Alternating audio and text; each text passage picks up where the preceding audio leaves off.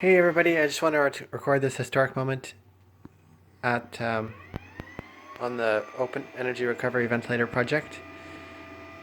Just for anybody who hasn't seen any of the other videos or content, this is a project to make a machine which gives you fresh air but harvests the heat energy from the outgoing smelly air in a home during winter, and it'll do the reverse in summer. So if you have air conditioning, you can get fresh air without allowing hot air to come into your home. And right now it seems to be working pretty well. I mean, obviously this is just an early prototype, but it is working. It's all it does is go for 10 seconds in one direction, and then it slows down for 2 seconds, reverses direction, goes for 10 seconds in the other direction. So that's really not the best approach because the airflow is not actually symmetrical in both directions. So this is not the most efficient approach by far, but I just wanted to get it all running to some degree and see approximately how it was working. You can see it's about 0 degrees outside. There's snow, but there's still some liquid water, so it's very close to 0 degrees outside. And it says that the red line there is the outdoor temperature sensor. It's reading the temperature and reporting it every 500 milliseconds. The outdoor temperature is the red line on the bottom, and the indoor temperature is the blue line on the top. So they both fluctuate. They should fluctuate. That's expected. And obviously the room is pretty cold. It says it's 9 degrees Celsius in here, but it can't be that cold.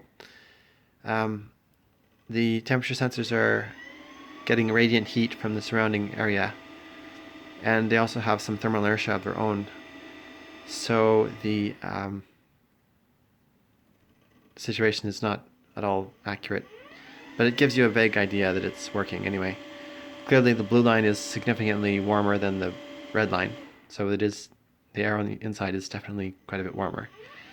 Now I would like to know what the temperature inside here is. It says it's 11 degrees Celsius.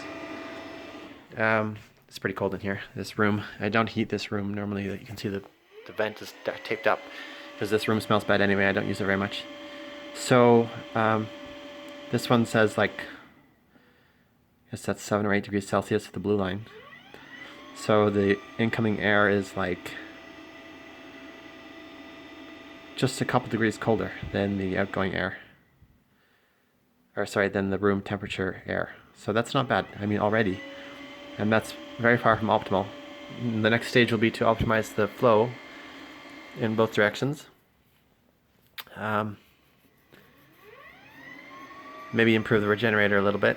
But honestly, it seems to be the regenerator is not the main issue here. The main issue is the flow and the speed and time. I've already got code written for the synchronization of the two devices. Now, this is only one device you see operating, but you need two devices in order to have reasonable overall efficiency. This graph here represents the efficiency at the unit, but every time air comes into your house, it has to be pushed out elsewhere from your house. So that does represent heat loss that is not recorded on this in this kind of situation. And this is something that's important to understand about this type of unit. You have to have them operating in pairs if you want more than 50% efficiency. More than 40% actually. But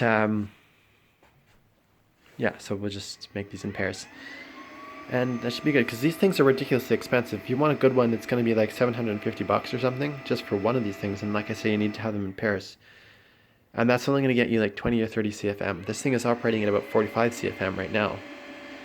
So you can tell it's also kind of loud. Now that's because of the electronics that are driving it. The plan is to get some quiet electronics, and then it'll just be a slight whooshing noise. It should be very quiet, as quiet as the best-in-class product that's already available on the market, which is 0.3 Sone. It's pretty quiet.